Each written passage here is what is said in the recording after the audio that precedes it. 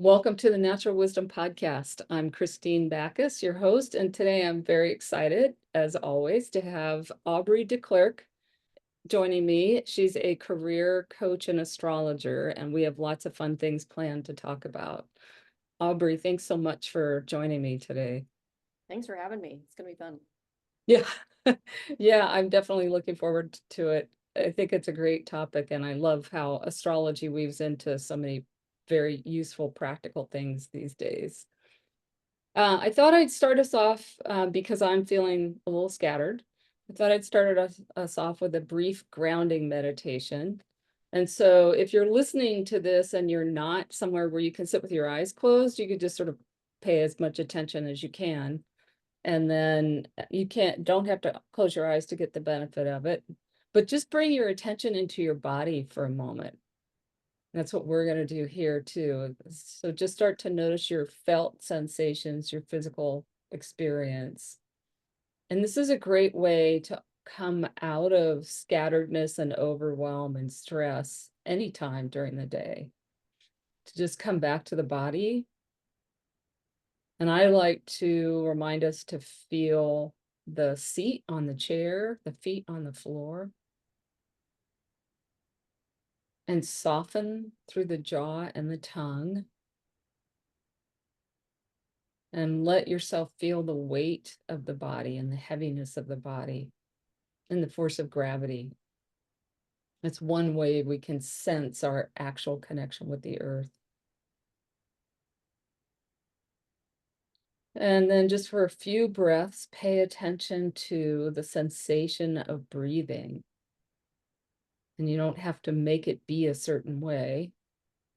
You can just notice how it actually is. And again, this is another way that we can sense our actual, real, lived experience of connection to everything around us, to nature, to the cosmos. So just one or two more nice, attentive breaths, just paying attention to the breath. You might notice that the breath gets deeper. You might notice that that helps relaxation. And then we'll come back to our shared space, whether you're here with us, whatever time you listen to this recording, whenever you're with us. Thank you for being here. And thanks to the listeners. Okay, so Aubrie, thanks again for being here. I wanted to just say a couple words about what I know about you. You and I met through Emily Trinkus, who's a regular guest on the podcast. And she was a mentor to you as well as to me, although I think you went through her mentorship program, right? A while back, a decade or more ago. Yeah, went through her apprenticeship. Yeah. Yeah. And so you've been doing astrology for like 20 years, right? Or more. And then also are a career coach. And I love your website. I wanted to point that out. The website will be linked in the show notes because you have some really great resources out there. And so I wonder if you could kind of fill in the gaps that I don't know about, like how you got to be into this line of work. And also, I'm really curious about what the journey was to combine astrology and career coaching, because it just seems like a magical combination. It is a magical combination. It totally took me by surprise. Maybe I'll start in with that story. Yeah, I'm glad you brought up Emily because I was going to talk about our mutual connection in that, because I think that also informs a lot about our outlook. Not Yes. about astrology, but about living life. I think I learned a lot from Emily in that way. And especially in thinking about the name of your podcast, right? And how we go about understanding our own wisdom. Okay, so I got into astrology. I mean, I was reading it in the newspaper like a lot of people for a long time, And then when I was turning 28 to 30, that age range, which you are very familiar with, everyone, if you haven't already, check out Christine's Saturn work because it's really helpful. So that was the time of the Saturn return, right? And that's that. I went to a friend of mine. Actually, her birthday is one day later than mine. She's 10 years and one day older than I am. And we were both working together at Nike. And at that time, I was trying to figure out what to do with my work life. I was trying to figure out, I was in a long-term partnership, what to do about that. Wasn't sure about that, what to do, what I want to do with my life, which when astrologers hear that at that age, they're like, of course, that's natural. But if you don't have that framework, it's can be really confusing. And that's one of the things I love about astrology, right? It gives us frameworks and understandings for these passages of our lives, whether they're difficult or joyful or whatever. But I was at that point and I was like, I just felt like all the cups of my life, were upside down. Like, I don't know what I'm doing. I don't, I'm really confused, struggling. And this friend of mine, Darcy, she was like, look, go look up your Saturn return and don't come back and talk to me about this until you've done that. So being an obedient person, I was like, and also desperate, right, for some information and some help. And I looked it up and I was just so relieved. And there was a number of reasons I felt relieved. One is it was like, there's something to do about this, right? Like, it's not just passively happening to me. I can engage with it, right? Be a part of it. Secondly, it was, this happens to everybody, not the same way, not exactly the same time, but in a general sense. Like, it's a passage of life that adults go through. And I love that idea in astrology. Like, that Saturn return is when we become adults, we can drive, depending on your state in the US or what's going on in other parts of the world. Like, you can, there's passages of adulthood in our, in a political sense, in a living everyday sense. You can drive, you can drink alcohol or whatever, right?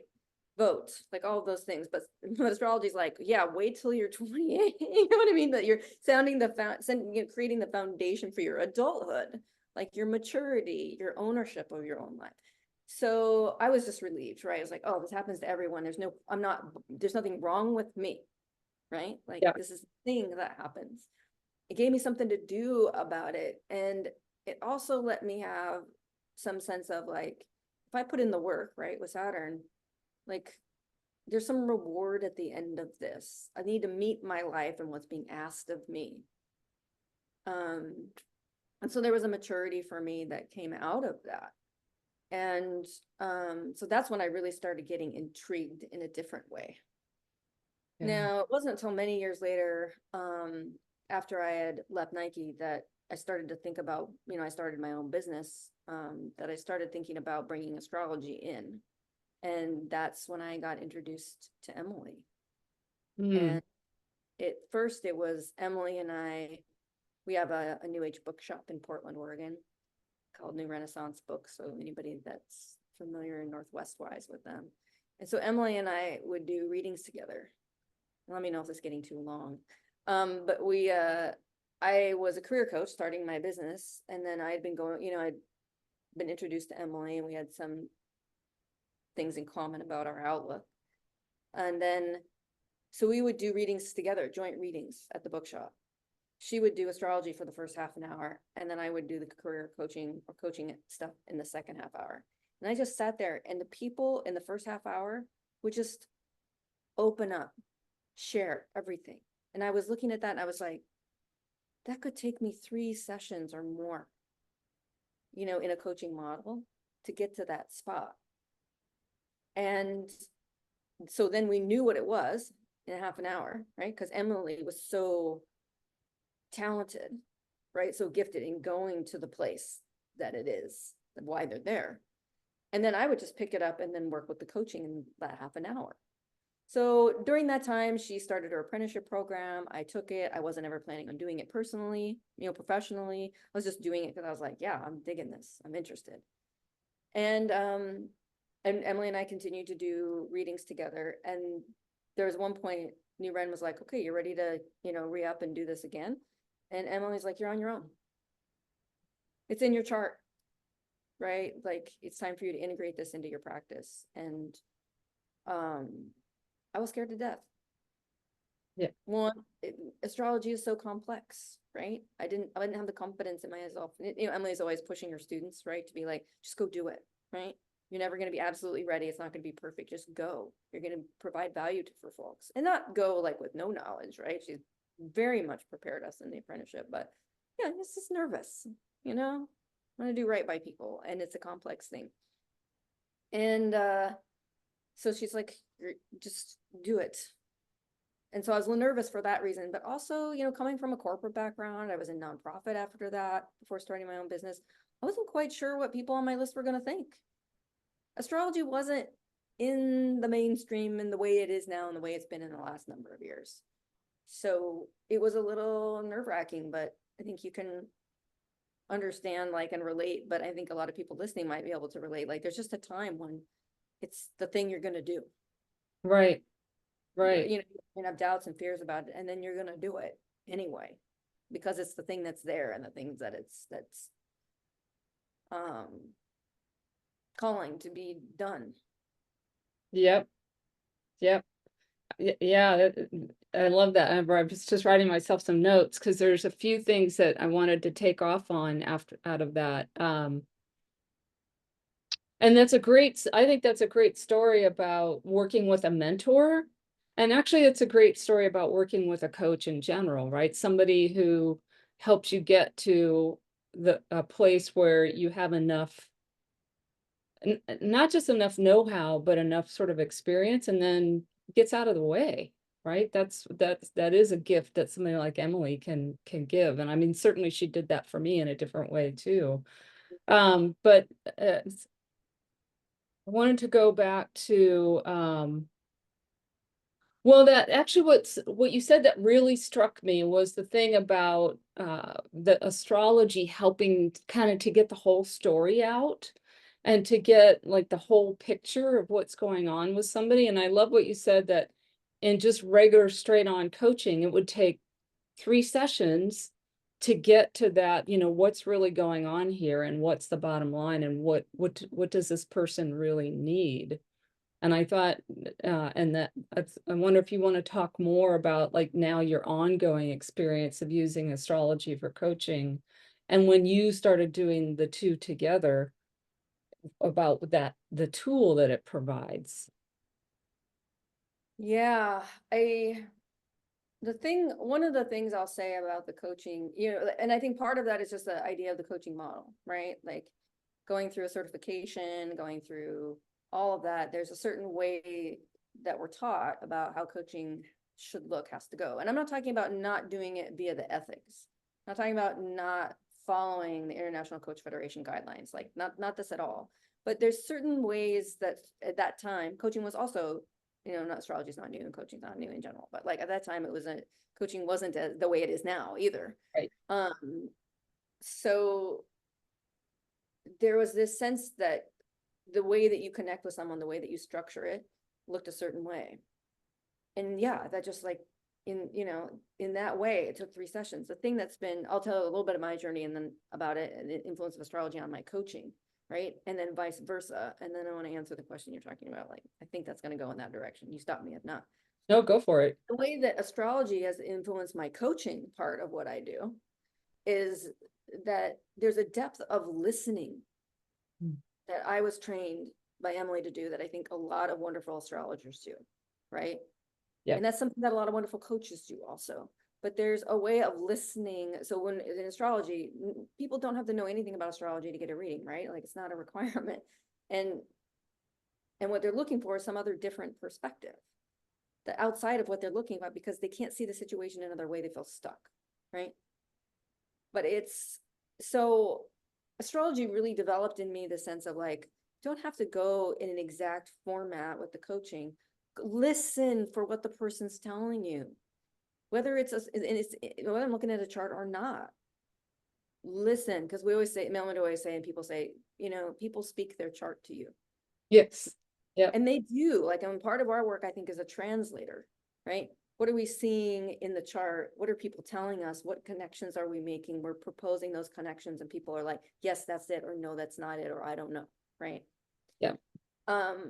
But that kind of go to the place the client is telling you to go, part of that comes from the influence of astrology on my coaching, right? And that training that I didn't really know how to do in the same way before.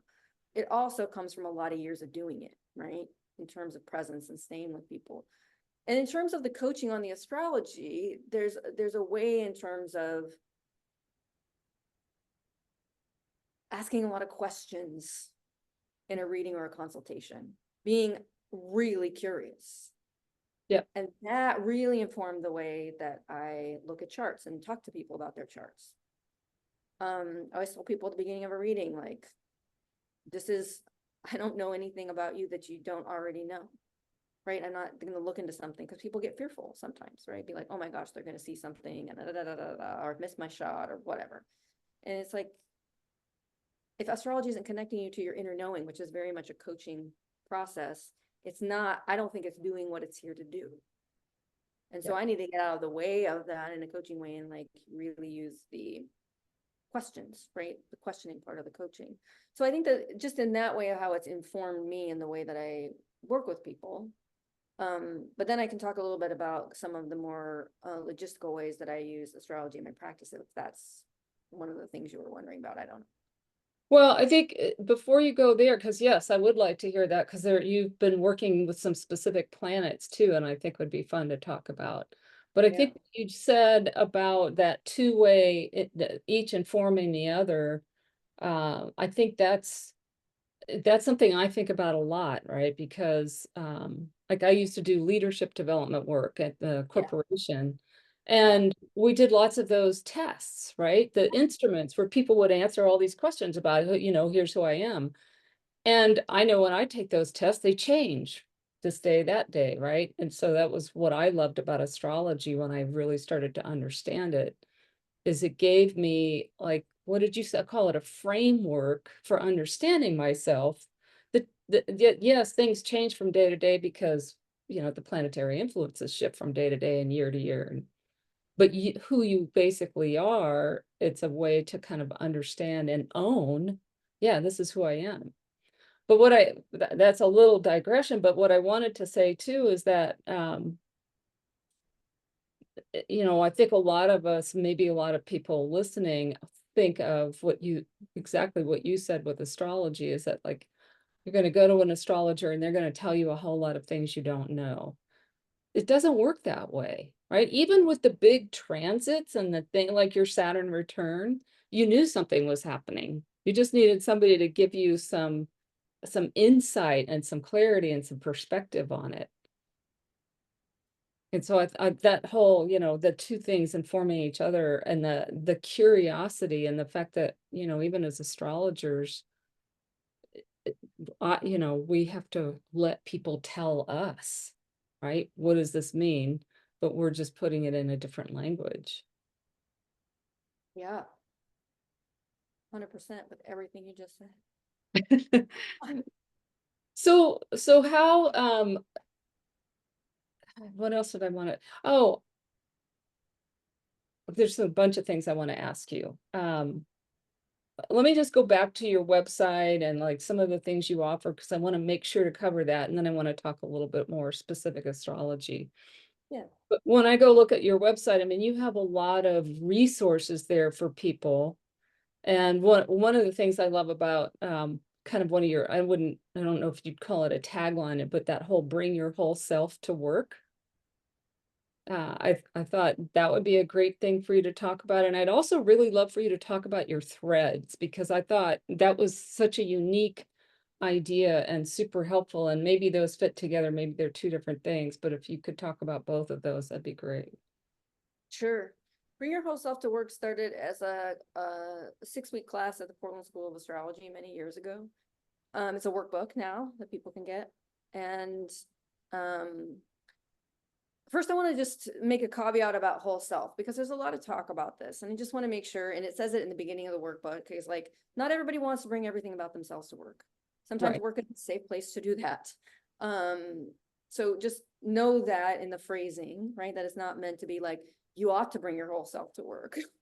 But what it does is in the workbook, it talks about your chart, for those that are astrologers, it's like the inner planets. So, up to, I think it's 7 that are in there, and then walks you through understanding those parts of your chart. You don't really need to have astrology experience to do the workbook, but the idea is what you're talking about like this understanding of who we are, right? So there's this idea of how do you understand and put more words to who we are Mhm. by each planet, and looking at that, how do we one come to some places around self-acceptance, around things that we may or may not want at work, right? So if you and I think about looking at someone's chart or our own chart to be like, There's certain things even about an environment, right, that you may not want. It's not just personality or, what might I do well in this world or want to do? How do I feel about money and resources? Like there's all these things around work that the chart can have some insight on. So it walks you through some of that process to go through those particular planets, to put some information together about how does work for you, right, logistically, and then how do you want to express yourself at work? Who are you and how is that expression showing up this time around? So yes, it is combined with threads because, is it all right if I move into threads for a second and then Go for it. Yeah. so the way that I think about threads is like if you think about like the bottom of a comb, right? I'm just gonna use my hand here, but there's a base to that, and then there's all these tines that come out, right? So when we're talking about threads or the things about us or things about the natal chart, right, that are here with us in terms of things that we want to have some self-acceptance, some confidence, some celebration about, some deeper understanding about. These things about us get expressed in all sorts of ways throughout our work life, right? So like I tell people, like I was selling hosiery at a department store, right? I worked in IT at Nike. I worked at a nonprofit as a program manager. I'm doing my own business as a career coach and an astrologer. So I always joke that like the same thing that I was doing over here, I'm doing over here, right? Because this is who I am, because a lot of this is about the how that I do it, the what I'm doing. And so when we know what this part is, it makes these changes a lot easier. I'm not saying it's not hard. Any kind of work change, life change can be difficult. Or there's a phase, business ownership. I think we both know, like about being stuck, right? It's uncomfortable, it sucks, but it's natural. So I'm not saying like those parts of a transition don't exist. It's not this magic wand, but there's a sense of when you come to this part of knowing yourself, and then you know what the expression is, that piece gives us some ease Right. and some confidence. And so when that occurs, that's where like there's a lot of ways to find threads, to understand what those threads are that are here that get expressed this way. And one of those is to look at the natal chart. Right. Now, we can do it without astrology. Like some people see me and they don't even mention astrology in the intro conversation. Like they're not interested. We don't talk about it. We don't do it. It's fine. Whatever somebody wants to do is fine. It's probably going in the back of my mind, right? About what transits might be happening or what are those things that might be only in service of me figuring out how to support them, right? Not trying to psychoanalyze someone, but being like, is there a way I can translate it for myself and then speak it in another way that helps them do what they're there to do? So those threads can be informed by the natal chart. But to me, that process of whatever that is, identifying who we are and how we do it, can help with all sorts of things. It can help with our decision making. If I'm trying to decide whether to take a job or not, it can help with a difficult conversation I'm having at work, right? If I'm having a challenging conversation with a boss or something, like, what are my values? Who am I? How am I coming to this situation? Why is this bothering me? What is it that I can let go of, right? What are things that I'm not going to let go of? Writing your resume and cover letter very tactically, right? So it's authentic and genuine. Threads can help do that. So it's the whole point for me is like more joy, more authenticity, more confidence, like more empowerment. How can people have that? And if that means that we can identify the threads and they want to do that, terrific. That means we want to do that with the natal chart, fantastic. It's super fun to do. Yeah. Yeah. And if you're like me, everybody that you work with, pretty much everybody that you work with on the chart, they come away feeling like confirmed and affirmed. Yeah. Yeah. A little bit relieved. And Also, relief. Yep. yeah. Kind of Yeah. like with your Saturn return. It's not just me. And this is how I approach it and how I can work with it. And I really love the way you said that it gave you something to do and a way to engage. That's a great way of putting it. Yeah. So, oh, go ahead. Were you going to say No, something? that was it. I just, yeah. Yeah. So, actually, before we leave the concept of threads, I wondered if you could give another example, like you just talked about those four really disparate ways that you or things that you've done, right? The what you did. Yeah. What's an example of one of your threads, if you're willing to share, that showed up in each one of those? Yeah. So in terms of, I'm not, yeah, I'll see if I can get it to one, but like it's part of what I like to do is help empower people, educate people, right? So when people would come in, no matter what gender, whatever they're looking for in terms of, I mean, I am not a hosiery person. Super many eye rolls when I got assigned to that department. People laughed. They're like, this will be rich, right? Like, but I was like, okay, this is what I'm doing. So people would come in and I want to show them what it was about, right? I didn't have to like, but I wanted them to be able to come in and choose for themselves when they came back. Now, if they wanted to talk to me about it, I'd be happy to talk to them. But I want them to feel like they could just run in, grab what they needed and go, right? I didn't want to push what was ever on sale just because it was on sale. So like I wasn't successful in that sense. Um, so that was one of my things where I don't do well, regardless of like when I'm working at Nike or whatever. Like if it's a branded thing or a thing like that, I'm just like, I'm not into it, right? Like what does that person need and want? So that's the same. Like if I'm selling hosiery, if I'm working at Nike on an IT project, what do they need? What do the internal clients need for that project to be successful? Working with students with disabilities across the nation on their transitions from post-secondary education to career. What do they want? Not what their parents want for them, not what the world thinks they can and can't do. What do they want out of their education? We all have limitations, right? And students would have very specific kinds of limitations. What's the real limitations, right?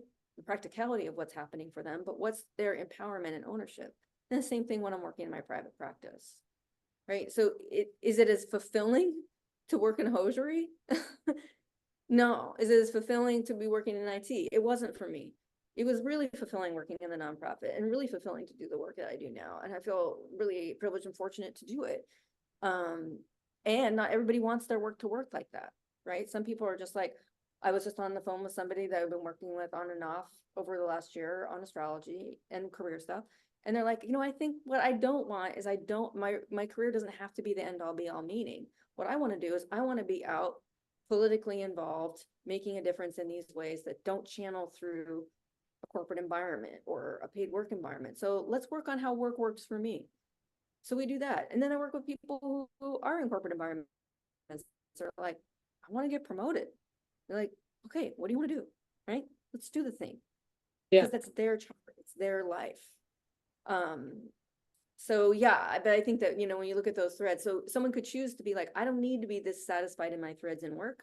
I want to focus on my threads in this area. I want to hike the Appalachian Trail. I want to be politically involved. I want to focus on my family. I want to take care of an aging parent. Okay, you're going to do all of those things with your threads also.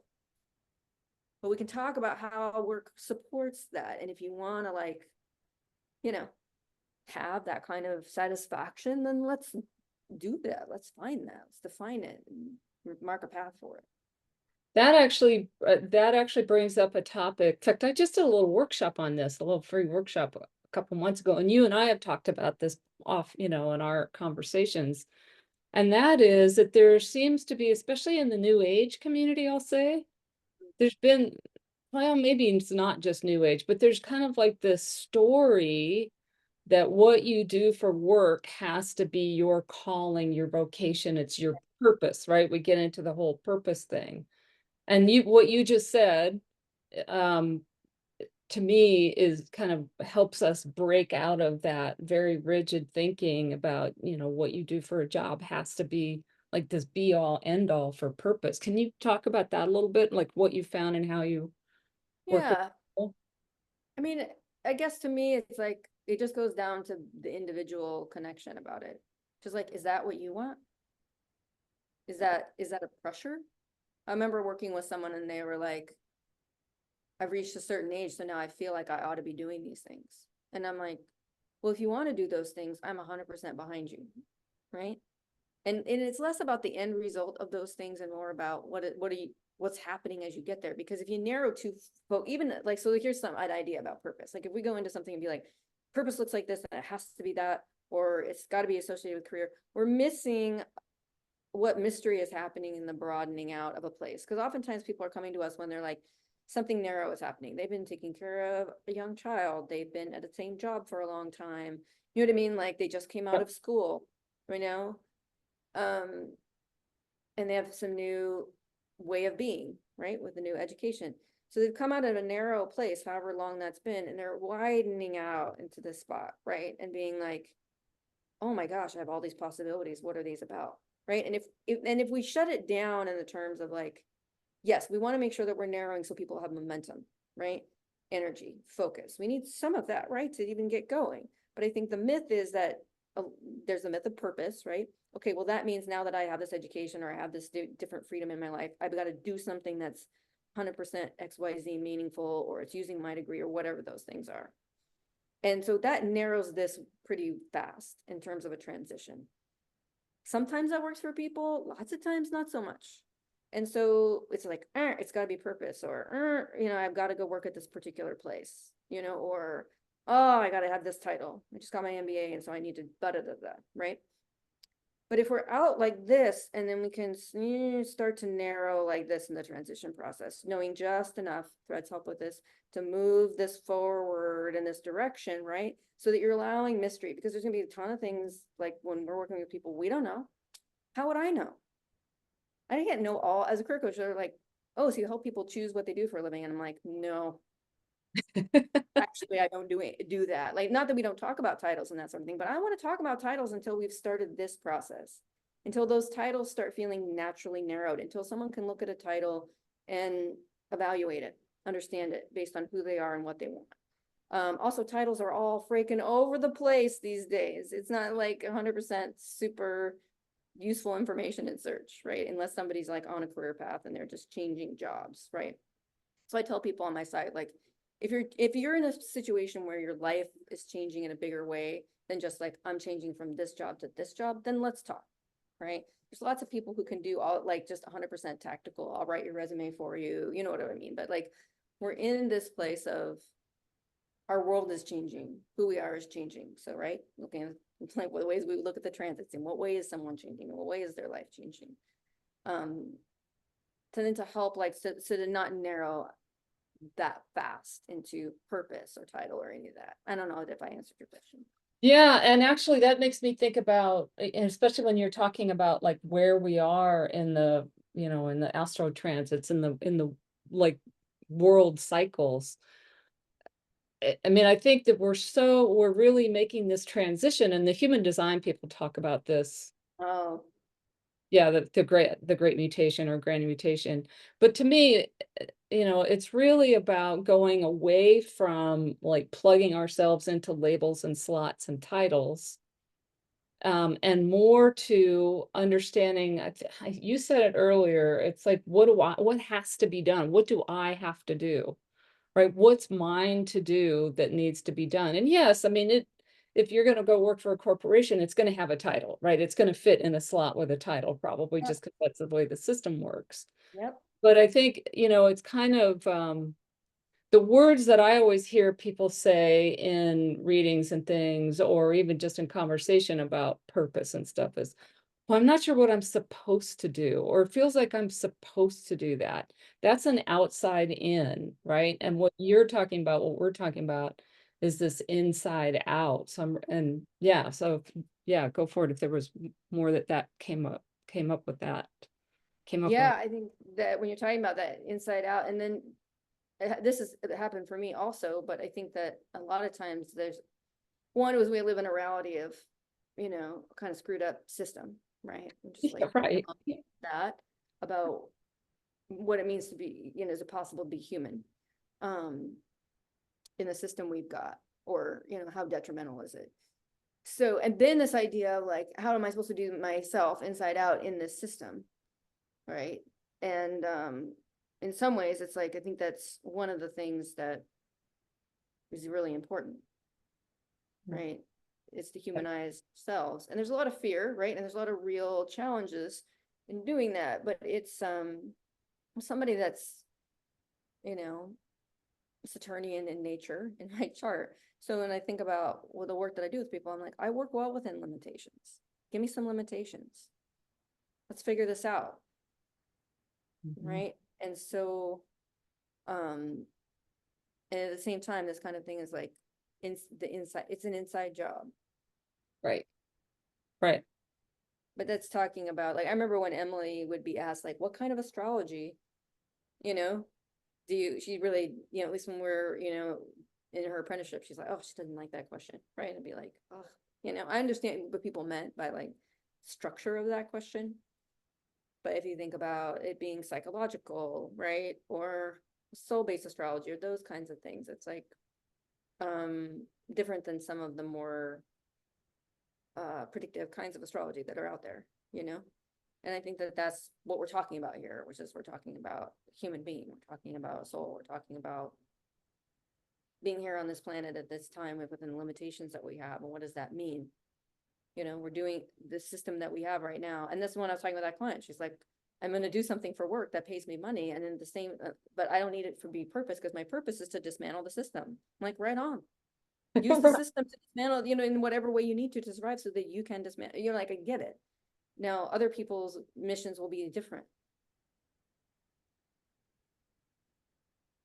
Yeah. Yeah. Um, yeah, there's a lot to say about sort of living within. I mean, we could have probably a whole long conversation just about how, like you said, how do you be human in a system that's not, doesn't, I mean, it was built for machines, right? Our work world was built for machines. It's still industrial age thinking, 8-hour work days. And yeah, I mean, all of it is still based on people as machines, rather than people as people. And maybe that's starting to shift, but I think we have a ways to go. I think we do too. Yeah. And so in the meantime of the way that we're going, right? However long that is. Like I think it's important that there's people in the world that are, and there's lots of us, right? Yep. It's not meant to be like, oh, it's just you and me. I mean, there's lots of us out there that are creating space for people to be themselves, so to have feelings, right? To figure out what it is that they need and honor what they need. Um, yeah, Well, and I think, I've watched the news over the last few years. The pandemic started some of this, but people talk about millennials this and Gen Z that, and how, nobody wants to work or they don't want to do this. And there's kind of this layer of judgment about how younger people, not just younger, but how people are starting to show up at work. And but the fact of the matter is the work system needs to change, and this is how it's going to change, right? Is if you need people to do things, which is what any business needs, right? It all needs people, because people working together is how we create things. yeah, If it's not working for people, then the system has to change. yeah, absolutely. Like the And whole like quiet quitting, I'm like, oh, for God's sake, quiet quitting is just people doing their job, right? And then going home. Like yeah, not drinking the Kool-Aid, not overworking, like it just, those kinds of things, I just give a big eye roll to, like, oh my God, quiet quitting. Sometimes I just can't, because all that notion is coming from just real, to me, outdated ways of looking at the way we are. And I mean, there's people who are visionaries, right? And disruptors. I don't know if you've seen the book, there's a book by Deepa Iyer, and she talks about different ways that we can work through social change and what roles we take on. And so been looking at that for myself. I'm working with a group of women where, we do some philanthropic work and like thinking about how we're structuring the work that we're doing, right? In a social change lens and mindset. And she talks about those folks, right? There's folks here that are healers. There's folks that are here that are disruptors. There's folks here that do these different things. And we need everybody right. doing these together. And we have sub things that we do, right? So I think it's an interesting way to be looking at it in the way we participate. And that, again, that might also tie into like, who am I as a person? What are my threads? How do I want to be doing this? Right. Yeah, and I think it also reinforces the concept of really being true to yourself, right? And what's coming from the inside out, Yeah. because that's, again, it's the only way that the system changes. Because if we all give in to the pressures, the outside in pressures of, oh, you should always, give 50 hours in a 40-hour job, right? Or you should always come in extra early, or you should always work Saturdays or whatever it is. I mean, that's just, if we give in to that, then the system never changes. Right. Yeah. Um, I want to switch topics a little bit just to make sure we get to talk about it because I Sure. found this really fascinating. But you recently wrote an article for the Organization for Professional Astrology, the OPA magazine. I don't remember what it's called. And you talked specifically about a couple of specific points in the chart. And I wondered if you could talk a little bit just about how you got to seeing those points and then kind of what's significant about them. Because once Chiron, which I think many of us are familiar with, Vesta, I've not really worked with much, and I'm really curious how you got there, and maybe if you could just give a snapshot of your experience with them, because I found it fascinating, and the astro geeks out there will really enjoy that part. Yeah, so Chiron started, it was over 10 years ago, I started looking at it. And the reason I started looking at it was I was part of a group called Life by Design Northwest in Portland, Oregon at the time. And it was a group of people who were 50 and over. So I was facilitating groups for people at that age, right, that were going through change. Of course, it's 2008 through 2010. So Great Recession time. Right. And people, were losing their um retirement accounts and losing their jobs, and it was just a really rough time, especially for people in that age range, for everyone, but like people that you know thought life was going to look a lot different at that point. And so I was in a room, and one of my colleagues was giving a presentation about how to do a federal job application. And if anybody's ever done a federal job application, it's like it's a pain. It's a lot. And so these are jobs that people were interested in because there were jobs, right? And they were relatively, stable jobs, right? Some people were looking for that. And so this person was trying to give them all this information about like how to do these applications, and people could not do it. They were in so much pain, right? They're just like, this is impossible. It's too hard. I'm never gonna get hired. You know what I mean? Just that kind of eddy, right? That spinning about why this isn't gonna work. But then they're in there and they're just so, but they're then like, but it has to work. So they're just in this stuck spot of like, can't do this, but I has to do it because this is my only shot, right? It's just a very particular kind of thinking. And I was like, what is, and so again, right, thinking in my background in my head, I'm listening because I wanted to learn how to do these things too. But I was like, oh, this group can't go there because why? Is this a Saturn pain? Is this a Pluto pain? Like trying to think transit wise, like what's going on here? Because we had the Pluto and Capricorn 2008. You know what I mean? Like, so there's plenty of things hitting my mind about astrologically what's happening. Frank Clifford talks a lot about Jupiter in situations like this, and I was like, Then I remember Emily bringing up Chiron, and I was like, so not everyone in the room is in their Chiron return, right? And I'm not trying to say astrology is perfect, it's right, everybody's in the Chiron return. Well, this is happening, but it was enough for me to start getting interested in the way that Chiron connects to work.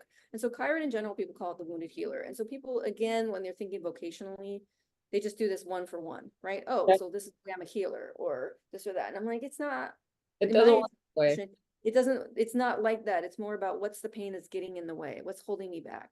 What's the mindset or the experience that I've had really growing up, right? From a real pain experience, and understanding that what's my dynamic that keeps me stuck in between two things. I have to do this, I can't do it. I have to do it, I can't do it. I have to do it. You know what I mean? And it's like that continuum. And it can be anywhere along those lines. I mean, like, I'm going to blame myself, I'm going to blame somebody else. Right? Yep. Yep. It's just reflect. Well, I'm not disagreeing with you. Or like, I'm not good enough. I'm going to disagree with you there. Right. But like this whole idea of like impossibleness. Yeah. But I can't not engage. Right. There's impossibleness, and you'd be like, doesn't matter. Right. Leaving it alone. And then Chiron is like, it's impossible and I can't not stay here, right? Doom to doom to doom, Eddie. So from then I started to look at that, like what in that dynamic can help shift people out of it? What awareness can we build? So I just spent a lot of time popping it in the chart, not talking about it directly, but observing how people were speaking. And just over time, it just really evolved into an understanding of a pain point, right? And so now I'm even listening for that kind of pain in somebody, even if we're not doing their chart, right? That whole like how astrology has, informed how I do the coaching work. But um, and from there, we can talk about just some people. I used to do a Chiron specific reading. I don't do that anymore, but people call it the oh shit reading, because it was like you're looking at the dynamic in the aspects to Chiron, all that kind of thing, like what's informing it. And then you're looking at the passages of it. Chiron, isn't like Saturn that moves in pretty much, 7-year quarterly, predictive cycles. Chiron is an oval. It's moving around, spends more time in some signs than others, right? So when you look at the passages, you can't just go back X number of years and look at those. You have to look at exactly when those passages were happening. And looking at those passages gives a lot of insight into like what the pain is about. And we have a lot of things about like how that, and then we think about purpose or connection. It's like those painful, we spend a lot of time with our pain in our lives, like trying to get it to go away or trying to learn about it. And then it's like, well, how about we share that with other people? Right. And so there's a lot of things about, and Chiron's very prominent in my chart. So I'm not, there's that. But there's also thinking about, well, what does that mean about the pain I'm experiencing? How am I helping my community with that? How am I helping other people? And a lot of people talk about ways that you heal yourself and your own wounds that actually is really important before and or during it, you're bringing into our community work, right? Or work at work, right? Because we're bringing all of our stuff to work one way or the other, no matter where we're working or what we're doing, we're bringing our stuff here in our bags. So that's that piece about Chiron, is looking at that. I'll stop there. If you want me to head on to Vesta, I can do that. Yeah, no, that's great. Yeah, go for it with Vesta, and that I might have some more questions to just examples, because that's really, and I was looking up while you were talking. I mean, Chiron was in Aquarius, and it was with Neptune and Jupiter in 2009, and that was right as Pluto was transiting into Capricorn. Of course, I sort of put the financial collapse at Pluto's feet. Yeah. And that's not obviously 100%, but that's, Pluto moves into a sign and stuff happens, and it brought up all the buried garbage that was going on in the financial markets and blew it apart. That's what happened in 2008. Yeah. And so interesting where Chiron was and who it was hanging out with in that time frame, because it must have hung out with Neptune for quite a while. I would think so. I don't know though. I'm not, there's some astrologers that like have an ephemeris in their head, and I'm always like, oh man, that is amazing. But like, yeah, I'm not sure. You'd have to tell me. Yeah. Yeah, I'm Yeah. not. To look at. Yeah, and I love that. That's a great way, I think, of broadening our thinking about Chiron, that conflict between what looks impossible, but what I have to do anyway. Yeah, I love that. Yeah, go for it with Vesta, and then we'll come back to the whole. Yeah, Vesta, I was doing a podcast in the before times with another career coach and astrologer, Tom Chaplin, who's in Washington, D.C. I think he's moved to Virginia, but that matters not. But and he said, Aubrie, I've been looking at Vesta. And I was like, oh, tell me about that. So we started to talk about that. And then I started to explore it at Portland School of Astrology and just get some people's thoughts and feelings about it, a listening session around it. And then I started popping it in the chart. And then I was like, oh, Vesta, like, the hearth, right? Keeping the inner flame going. So what is it that, every year, every generation, every decade, whatever, has its own ways of being, every person, their own unique ways of being, feeling tested and needing resilience, right?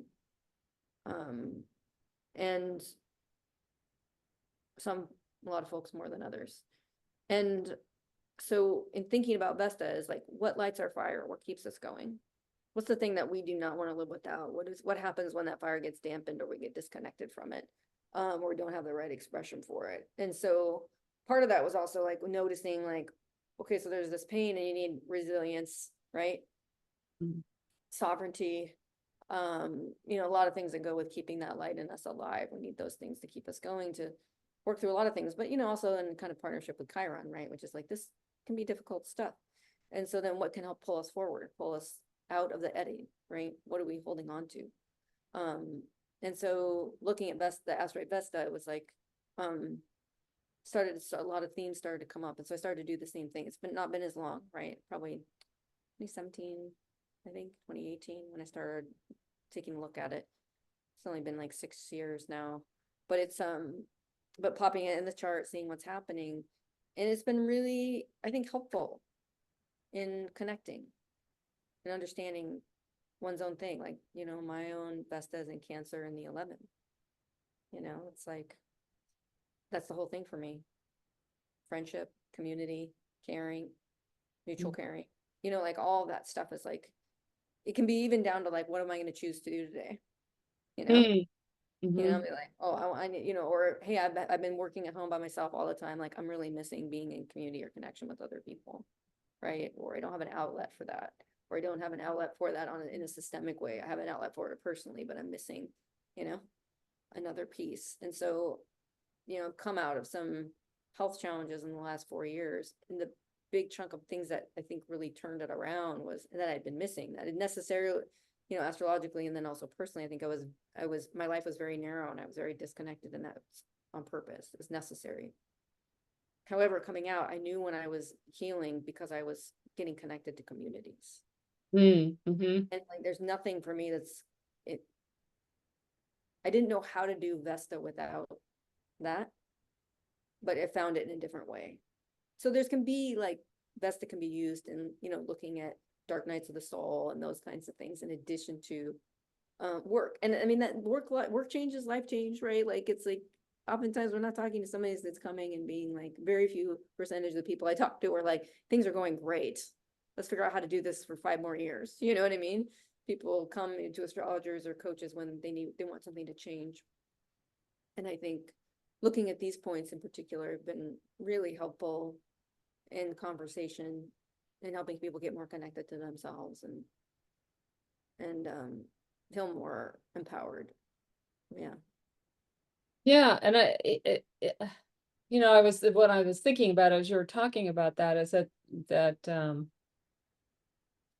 there's so much out there now with astrology, right? Where people are looking at so many different Oh astro yeah. things I've never heard of, and there's so many objects that, because of our tools, right? We have the tools to see where these things are. We don't just have to rely on our eyes to go, "Oh, right, there's Saturn. This is where Saturn is right now," or "This is where Venus is right now," which Yeah. of course is also something that is it's a great way to have a more embodied experience of it.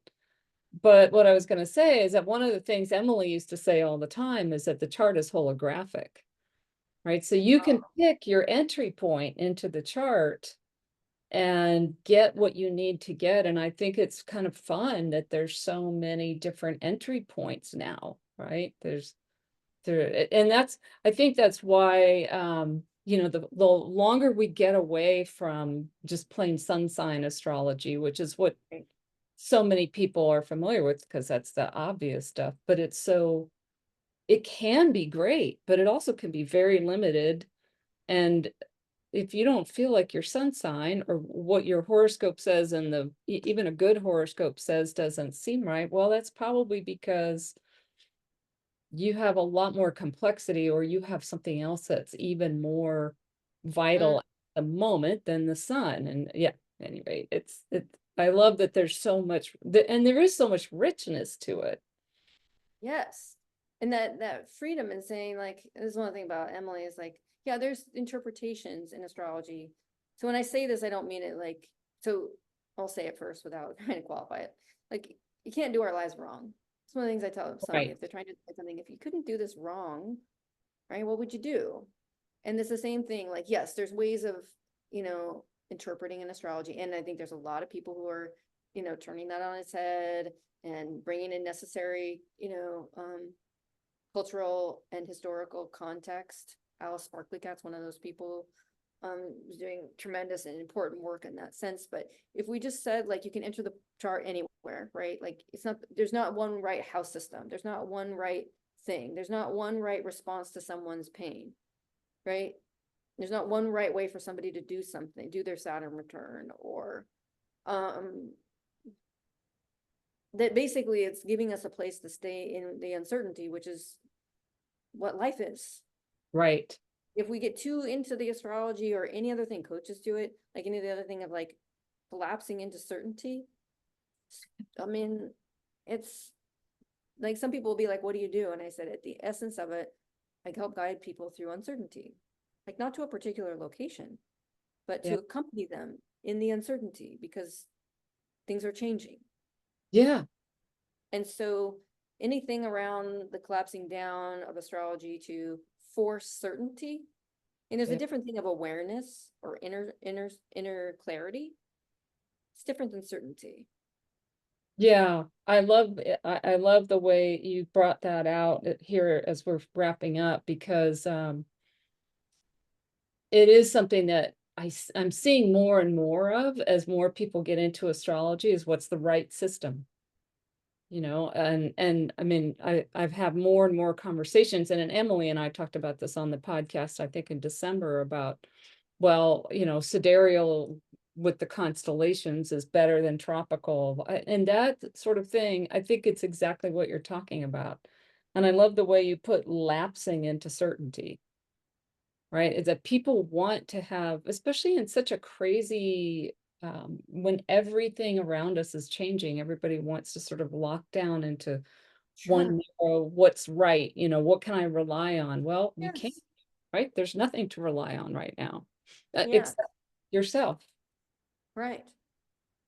Right. And that's, I mean, it doesn't get by me that me being like, the right way to do it is to stay with the uncertainty. You know what I mean? But I think that, I think I'm also informed by a Zen Buddhist practice, in terms of like relationship to uncertainty. So that's important to, own up to and share about that. And my own personal experiences of uncertainty. Some people are really good at staying with uncertainty, and then what they need to do is be more certain, right? Push themselves to the edge of being more certain.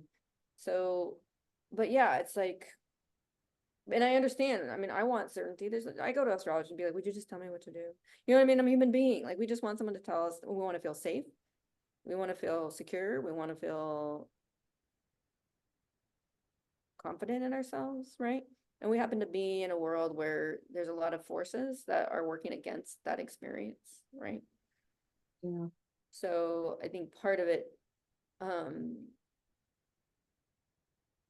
requires us to be at an edge, which isn't ideal, but feels very real. Right. Yeah. Yeah. That's it. Yeah. Yeah. That's a great sort of wrap up. That's a great kind of way to wrap it up. Is there anything else that we haven't covered that you'd like to make sure to talk about? Do you have any events coming up or anything like that that you want to share? Forgot. Oh, I mean, we have had a conversation that's gone everywhere, and I've just loved that fact. I mean, I mean, people who are listening, Christine and I just get together and hang out and talk about things. So this felt very natural, very much like what we do in general anyway. Um, and let's see, what do I have? Okay, so there's a Threads intro workshop that happens on a semi-regular basis. So go ahead and check out my events tab on my website if you want to do that. We run through what Threads are about. You get the free workbook. We start working on Threads together, and then people can just continue working on the workbook on their own, or we could, do the workbook, do that process together, one-on-one. So there's that. That's happening regular intervals. I You don't have know any what? talks. Go ahead. Do you know when the next one will be? Do you have an July idea? 17th. Yeah. July 17th. Okay. So in about a week. Perfect. Um, Okay. and then I don't have any astrology talks or anything scheduled just yet, but there's free workbooks on the site. Bring your whole self to work using astrology, the Threads workbook, and then Weathering Work Change, which is like a gazillion reflections and articles in it. So those are there. If people really go deep in Chiron astrologically, there's a free worksheet on the site that pops up, and there's also a Chiron online class that you can buy and go through, which comes with a free half an hour Chiron conversation with me. Oh, So there's a few things that are there just perennially, that are out there that people can check out in relationship to this. Yeah, the OPA article free, you can get that. It's part of a vocational panel. So if anybody's really interested, it's more astro-technical than the conversation we're having today. So if there's folks that are studying, the panel has two other folks on it, Bronwyn Simons and Faye Blake. um, from the Netherlands. She's from the Netherlands. And so there's interesting info on that. You can purchase that webinar for 25. Okay, cool. Yeah, Yeah. I'll make sure that in the show notes that we get the link to your July 17th Fred's intro workshop. Yeah, because that sounds like a really great thing for people to get a taste of all of this. Yeah. Yeah. Yeah. Yeah. Well, yeah, this has been fun. I really enjoyed the conversation, and I think yeah, we did cover a lot of ground and hopefully gave people lots of good insights. So thanks so Yeah. much for doing this. It's been a great, that's exactly what I love to share. Awesome. Well, thanks for inviting me. Thanks for doing what you do. And yeah, I hope that thing has been helpful to folks. Yeah. Thank you all for listening to the Natural Wisdom Podcast, and I will see you again in a couple of weeks. And thanks again, Aubrey, for being here. I really appreciate it.